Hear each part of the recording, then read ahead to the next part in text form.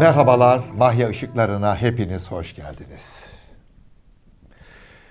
Bu akşamki öykümüz Anadolu'nun doğusunda. Oradan başlasın. Ağrı Dağı'nın eteklerindeyiz. Büyük taarruzun başlayacağına haber alan birliklerden pek çoğu Batı cephesine doğru yönelmektedir. Doktor Mehmet Derviş Bey, Sıhhiye Birliği'ni toplamış, Batı cephesine doğru hareket ediyor. Erzurum'a geldiğinde ona birisi katılıyor. Bir gönüllü. Bir gönüllü.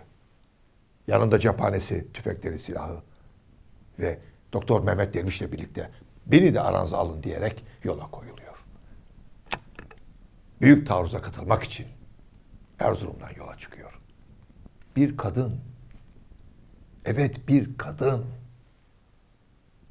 İşgale karşı son taarruzda Mustafa Kemal'in yanında yer almak üzere Erzurum'dan yola çıkan bir kadın. Mustafa Kemal Atatürk büyük taarruz öncesi Reşat Nuri Güntekin'in Çalıkuşağı adlı romanını okumuştur. Ne vardı romanda? Anımsayacaksınız. Evet. Evet, bir öğretmen, bir kadın öğretmen. İstanbul'da çok iyi eğitim alan bir kadınımız öğretmenlik yapmak üzere Anadolu'ya gidiyor. Çok çok önemli.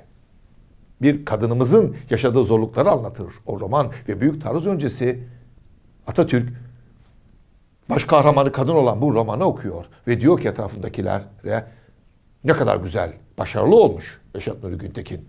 Şu barışı bir an önce sağlasak da gerçek hayatın sosyal sorunlarıyla uğraşsak. Yani bir an önce kadınımızı yüceltsek.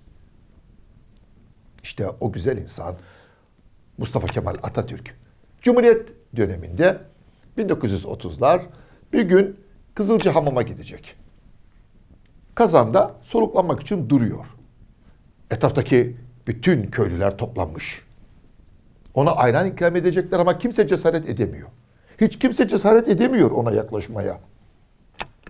Ve bir kadın, bir köylü kadın alıyor ayran tepsisini, başlıyor Atatürk'e doğru yürümeye. Dur diyorlar, dur, ne yapacaksın? Seni asarlar, keserler.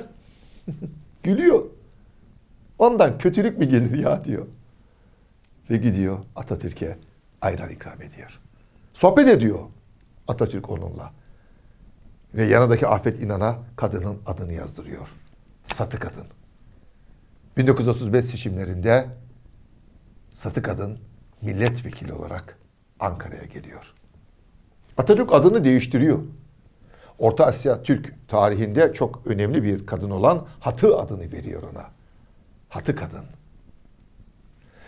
6 çocuğuyla beraber, tabii ki eşiyle birlikte geliyor Ankara'ya ve ya Satı da değişmiş demesinler diye bir köy evinde yaşıyor. Ziraat politikalarıyla ilgileniyor. Köyünden gelen ya da başka bir yerden gelen, ondan yardım isteyen herkesi evinde misafir ediyor. Orada yatırıyor, kaldırıyor bütün konuklarını. Bir gün Ankara Halk Evi'nde bir tiyatro oyunu oynanacak. Hatı Hanım geliyor, bakıyor, büyük bir kalabalık. Hayrola diyor, bizi içeri almıyorlar. Soruyor kapıdaki görevliye, neden bu insanları içeri almıyorsunuz? Efendim, bu geceki gösteri sizlere, milletvekillerine özel. Olur mu diyor.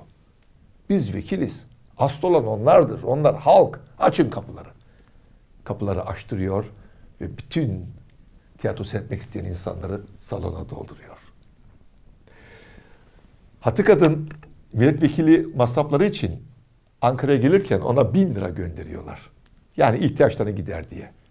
O paranın hepsini halkına dağıtıyor. Bütün kadınlarımız Kurtuluş Savaşı sırasında mücadeleye katılan, destek olan bütün kadınlarımızı bu Ramazan gecesinde sevgi, saygı ve minnetle anıyoruz. Geldik bir Mahya Işıkları'nın daha sonuna. Yarın yeniden aynı saatte burada yine birlikte olalım.